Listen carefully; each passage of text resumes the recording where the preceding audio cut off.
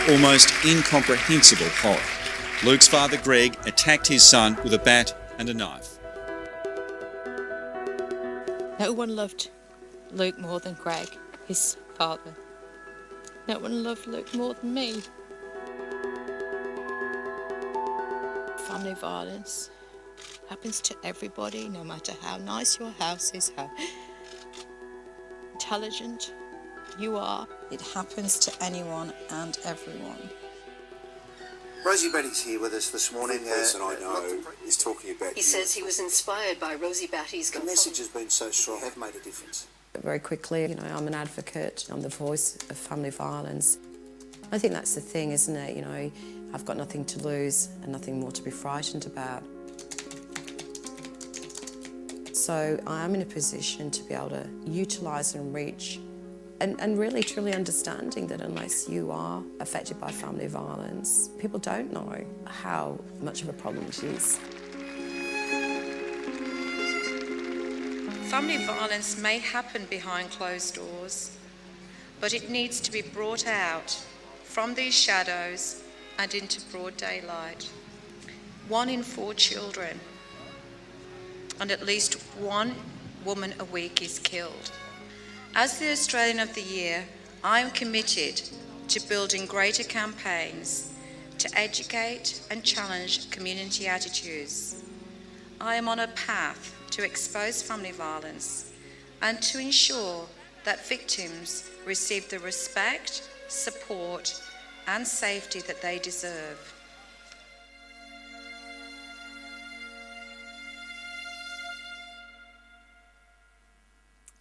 Good afternoon, everybody. It's really great to be here. I think you're winding up after 2 days? I've been warned that you're really up there. I'm not quite sure what they meant, but certainly the energy with 300 odd women who've been cooped up for 2 days, you've clearly had a lot of fun and learnt a lot. So I'm perhaps just half an hour away from preventing you from having a bloody good glass of red wine. And I don't know who thought that was the cheapest way to get to the airport, but it didn't take Einstein. These lot worked out that all share a cab and it's $15 each. I just sat there. Ryan, it was really interesting for me. I remember I was working on a temporary assignment with Centrelink. It was one of the worst jobs I've ever had. But it was actually on a telephone line, and it was a temporary role, and it was providing emergency response to victims through the floods in New South Wales and Queensland, and then the cyclone through the northern Queensland area. And it was while I was having one of my designated lunch breaks that, you had to make sure you went and got back to your seat within that dedicated time, otherwise you're in big trouble, as is often the case, not specifically because it's Centrelink, but in a call centre environment. And I remember seeing this earthquake being announced, and no one had really heard, and we were just listening. And I have family members in Christchurch, and my stepmother is from New Zealand, and so I know a lot of people there. I know how still tough it is. And I think we kind of get on with our lives and we forget that to rebuild a city and for people to be having to rebuild their homes and their lives hasn't been easy, and particularly with the constant threats of tremors and fear of it happening again. So for me, you look at and you talked about through tragedy comes great human spirit, and I would testify to that too. I endured probably what most of you would think would be the worst thing I could possibly, as a mother, have ever experienced. And what gets you through it is the human spirit, the compassion that people have. There is so much more goodness in this world than there is bad. But what we do see predominantly on our TVs is the bad. As nurses, you're part of a profession that gives so much. I could never have been a nurse, and I really admire those of you who are and can be. You contribute so much into community, into humanity. Before Luke died, I was a struggling single parent. I took Luke to my local GP, just like every other mother. He was a healthy child, but he did have to have grommets, and he had hearing issues and ear infections and all the usual things that we as mums worry about, but are really, in the scheme of things, are really just day-to-day stuff that kids have to battle through, and you have to support them with it. So your doctor is part of a community. The practice is part of a community. It's a community that we all tap into when we need to. Sometimes it's just for basic things, and sometimes it's for things that are life-threatening. Many of my visits really were to check in for mental health plans, because I suffered significant anxiety. Not really depression, but anxiety. Much of which was brought on because I was a victim of violence from my previous partner, Luke's father. I didn't necessarily make an appointment to talk to the doctor about that. I didn't need to. I just used that as a subway into getting a referral to have counselling. So you see, you are very, very important, but what you see, what you know, maybe not the reality that someone else is living. It takes trust to be able to perhaps talk to someone if you're a victim of violence. And not everybody understands violence in its complexities. And unfortunately, most of society, up until recently, continue to blame the victim. Blame the victim in some way or another. Not intentionally, but it's just the way we've always done it. So one of the reasons I talk to audiences like yours is to really challenge your views of victims of violence and the perpetrators of the violence. To challenge your views, because you have, without you knowing, or some of you may know very, very clearly, you play a big part in this journey. 1 in 3 women are affected by violence in their lifetime. As nurses, as people here, if I asked you to put up your hand, I'm sure there'll be a hell of a lot of women, and I'd be proved right. 1 in 3 women. 1 in 3 of the mums, the grandmothers, the children who come in through to your practice are affected by violence in their lifetime. 1 in 4 children, unfortunately too, suffering from extreme trauma, either directly or indirectly, they will be affected for the rest of their lives by their experience of violence in their home. At this point in time, we have 2 women a week being murdered by the hands of a partner when they choose to leave them, or take out an intervention order, or somehow try to rebuild their life.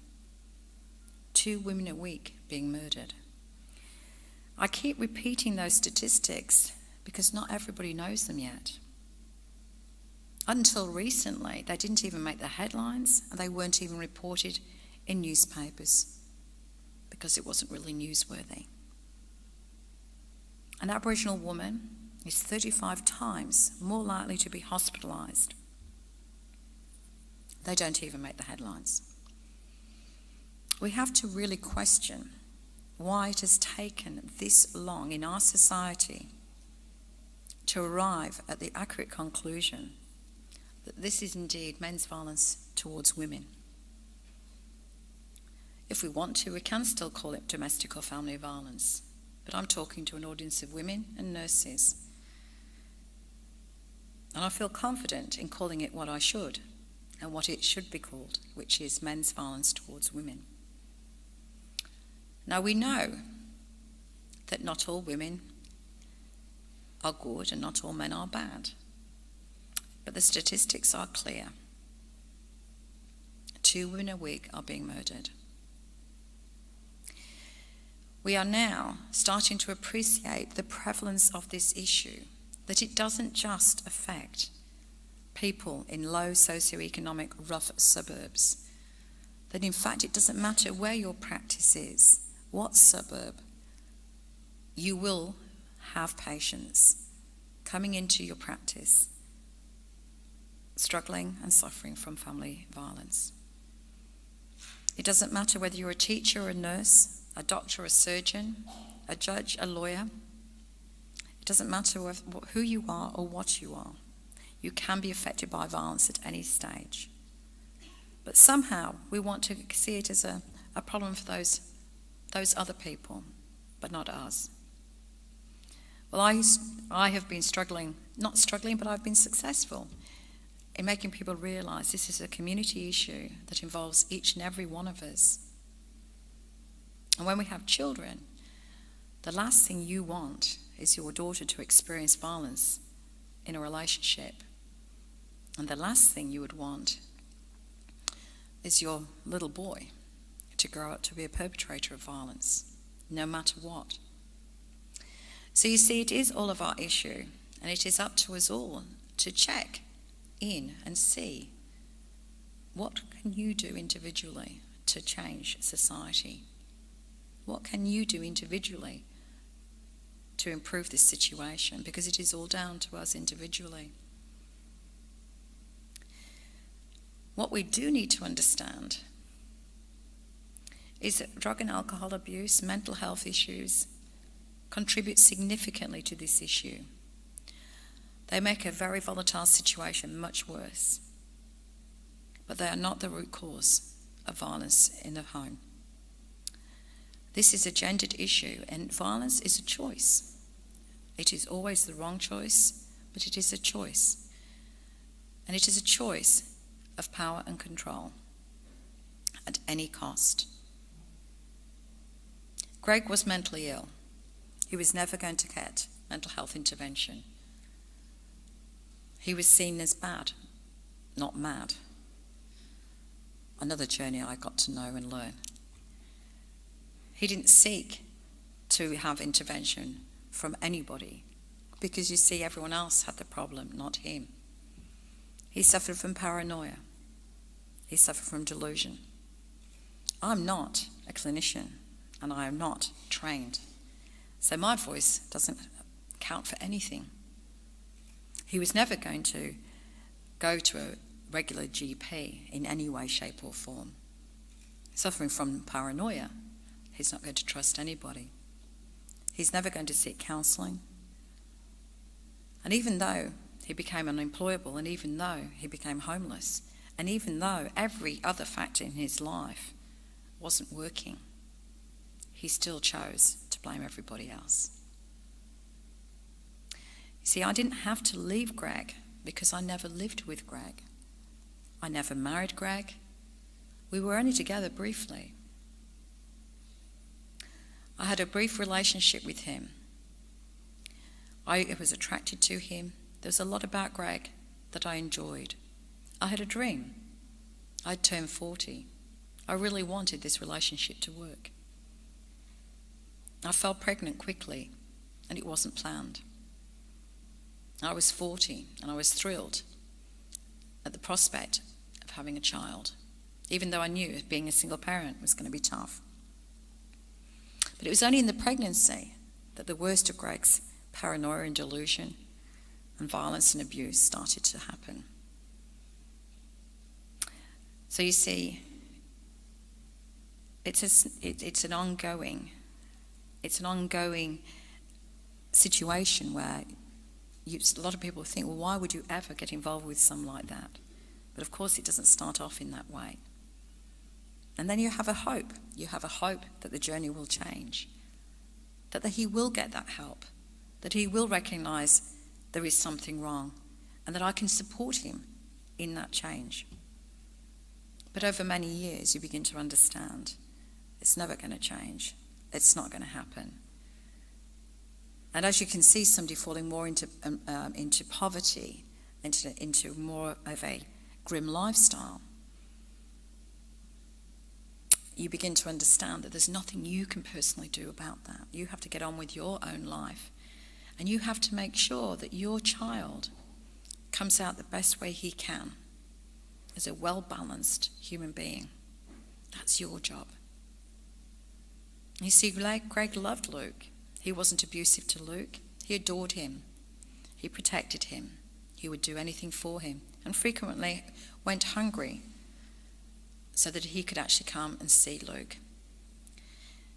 So how could anyone pick that he was capable of murdering his own son? Well, there are red flags. There is spiralling behaviour. But talking about collaboration, it doesn't really exist when you're introduced into the justice system. When people all the time say, ring 000 and go to the police, and are critical of you for not doing that, for not reporting, for not leaving, and they stop talking to you and stop listening to you because you don't do what they know that you should do.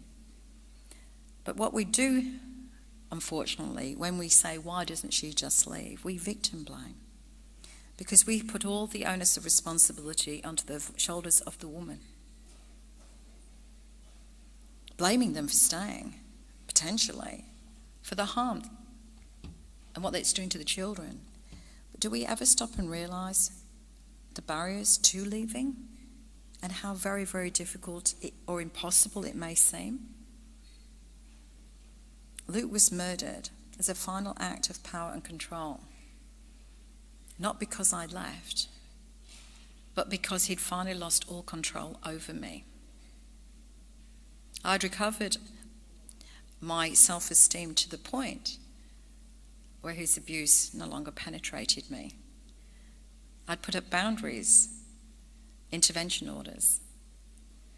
I felt Luke and I were safe, and in fact I wished I'd done it years before.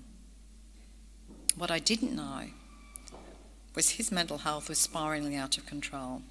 What I didn't know, he was also engaged with the police on other offences.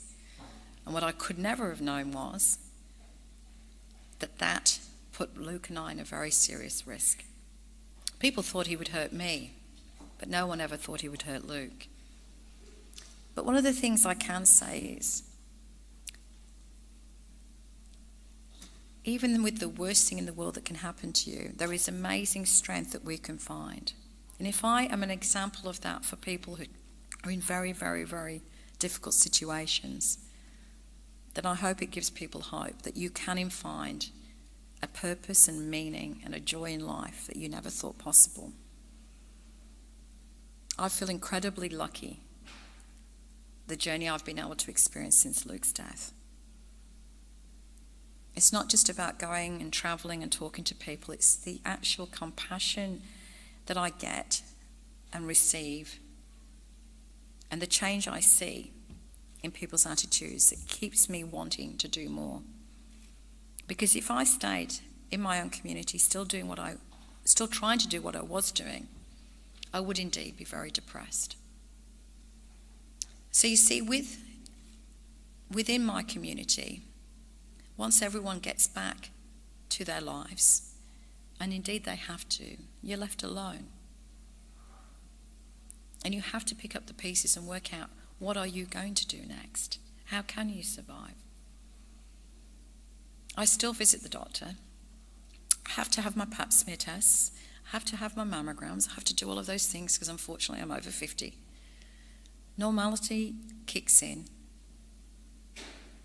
And I think of the people that visit their doctors, and I know you have mums, you have dads, you have grandparents, and you have children.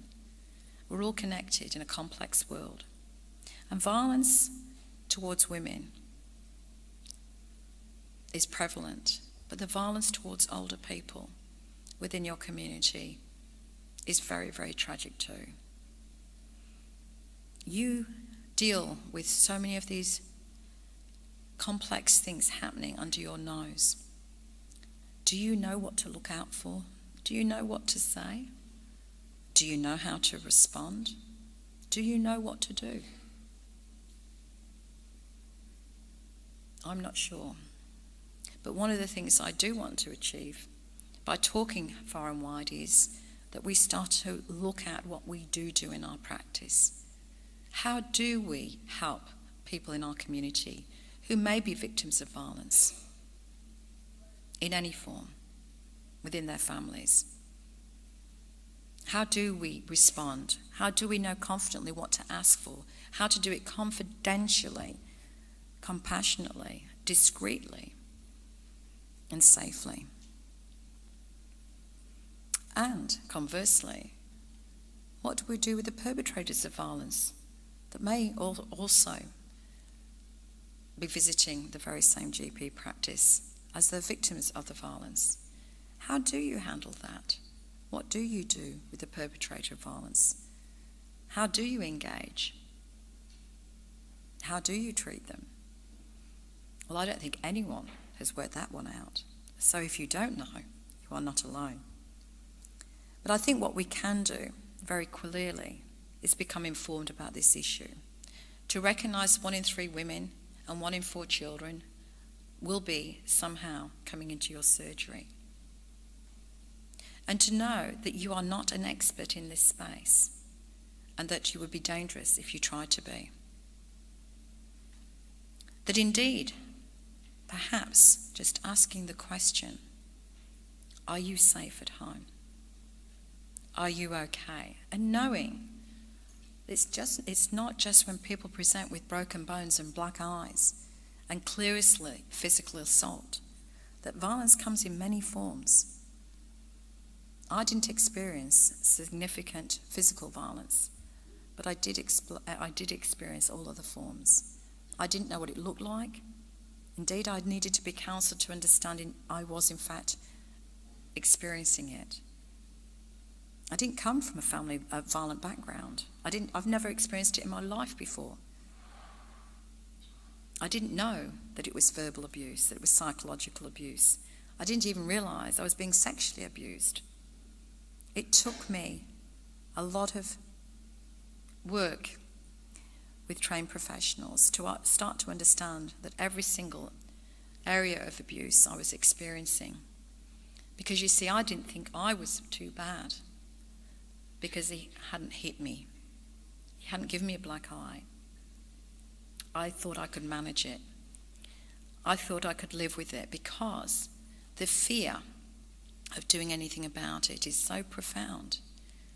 Because you see, when you do something about it, when you do call the police, when you do take out an intervention order, which is what everyone is telling you to do, you change the dynamic of power and control. You are taking control and you are finding power. That is when you're at the most vulnerable. That is when Luke was killed. That's when other children are killed. That's when women are murdered. Because the ultimate act of power and control is most important. So how does violence towards women start? It starts from disrespect. And I keep quoting the Prime Minister because I think what he did say several months ago is really profound. He said, not all disrespect of women ends in violence, but all violence begins with disrespect. So I think we need to really understand, what does victim blaming look like? And when we ask the question, why doesn't she leave? We need to understand the significant risk she may be in. We need to understand that it would be very, very particularly possible to find themselves homeless and significant financial hardship. These are real barriers, real obstacles, and take a hell of a lot of guts to navigate. There is nothing no less courageous than actually navigating and remaining in a relationship trying to manage the violence. But unfortunately, violence never finishes. It never gets better without intervention. But you have to be ready and well supported and ultimately very safe to start that journey. So as I see your role, it is really to make sure that your surgery understands the prevalence of this issue, knows how to respond to somebody who may disclose that they are a victim of violence. And most importantly, how are your doctors? Do they know what to do? Do they know the referral steps? Are they victim blaming or are they compassionate? Because every profession up until this point is having to review how they handle this situation. Because you see, it was always behind closed doors. Always behind closed doors. If you were born many decades earlier, you had to make your bed and you had to lie in it. No one cared, no one wanted to know, and you couldn't talk to anybody. Well, thank God we're at a point now where we can start to actually name it and shame it and discuss it. Discuss it in conferences, discuss it in boardrooms, discuss it in the community, around our barbecues, in our restaurants. We can start to discuss it and dispel those myths and begin to work out how we can make a difference. I'm very clear that no matter where you live, the 1-800-RESPECT referral line is an incredibly important first step. A very first important step for a victim and people who are trying to help to understand the pathway forward. So there's one thing that you remember today is going to the 1-800-RESPECT, looking at that website and working out how you can integrate that approach into your practice. Also, one of the things I have been doing, and I've been incredibly busy over the last few days, I've just launched another campaign that's looking at justice for kids. Unfortunately, the journey through our justice system could leave you very, very disillusioned and feeling very, very unsafe. The Never Alone campaign, which I hope you will consider joining, is a campaign bringing together everybody who wants to do something about this epidemic. The Never Alone community already has 54,000 people Australia-wide. People like you who know that this can't continue, want to do something about it, and collectively our voices are heard. We campaign for many things because there are many things to change. Respectful relationships into programs at schools, justice for children. The topics go on. But what gives me great joy is a camaraderie of spirit, a feeling that we are making a difference, a feeling that we're being heard, and collectively we could be very powerful. I've spoken at lots of nurses' conferences, lots. You're a great bunch of people with great passion. We're nurturers, we're protectors, we're creators. I was looking this up because we're mostly mothers. So it's up to us to bring the men in our lives along this journey too, to point out that men's violence to other men, to women, to children is unacceptable. There are no excuses. If a man is killed on the street with one punch, we have huge public response and outcry. But it's incredibly hard to keep this topic up there with 2 women a week being murdered. We owe it to all those families to make sure this momentum really, really pushes forward and never goes back.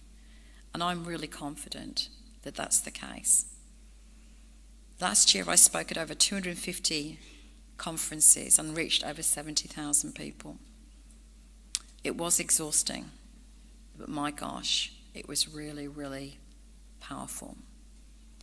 Lifts your spirit and makes you realise how many great people there are, all in their own way wanting to make a difference in their own circle, in their own lives, for their children, for the people they care about. And I think I know that's what keeps me going. And when I heard I was number 33 as one of the world's leaders, my brother said, "Oh, that's shit, Rosie." And I said, "I know, the pressure. Now I'm going to have to try and get to number 1. Who the hell?" But it's really incredible. An element of me is a bit disbelieving because it really is. You know, I'm a normal person in a sometimes a very abnormal situation. I'm recognised everywhere I go. Doesn't matter whether I'm at Hastings Forshaw walking my dogs. I know I have to pick up the poo because everybody recognises me.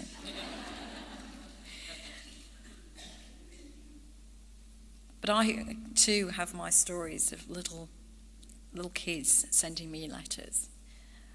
They warm your spirit.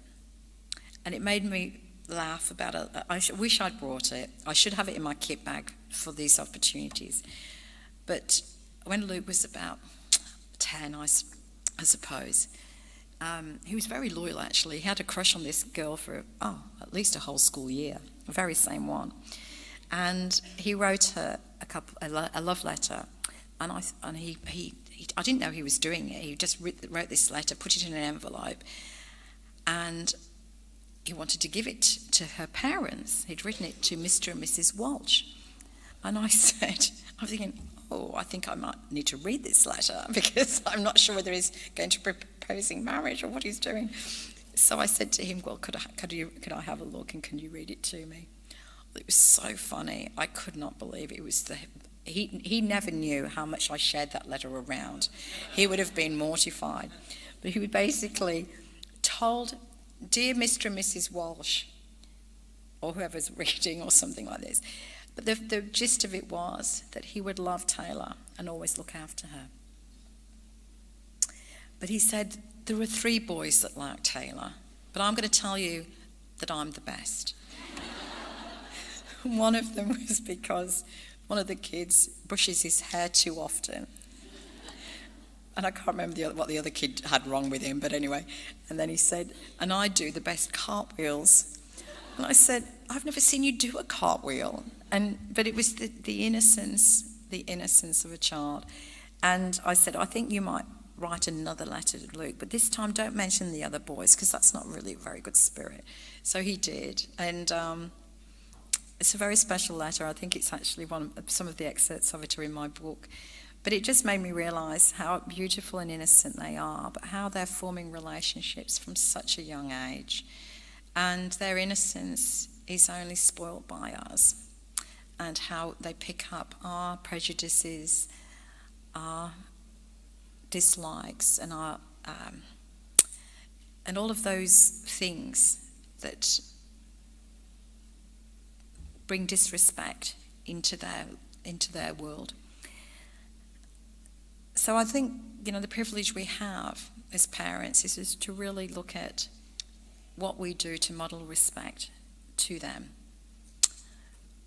So how do we treat each other and how do we speak to each other? We can't expect kids to be any different if we're not modelling that for them. And believe me, that has been a struggle at times. I'm by no means perfect. But one thing I can put my hand on my heart and say is, every day I do my best. And I think that's what we all do. We try every day to be the best we can be, no matter what. So I understand, I've probably talked for long enough. I hate looking at my watch and I hate looking around in case I'm running out of time. But I know we've got to move on, and I know you're going to go back home. But thank you. Thank you for caring. Thank you for sharing. And thank you for supporting me on my journey. I couldn't do it without you.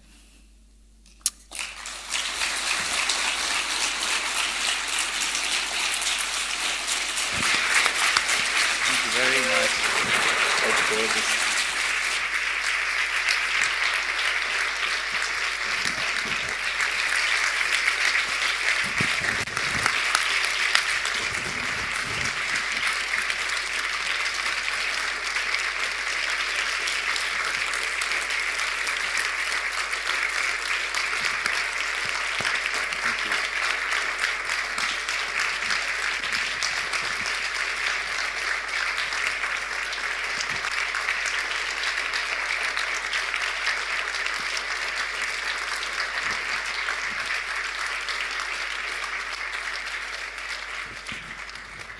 That's a woman who doesn't just inspire a conference, but inspires a life.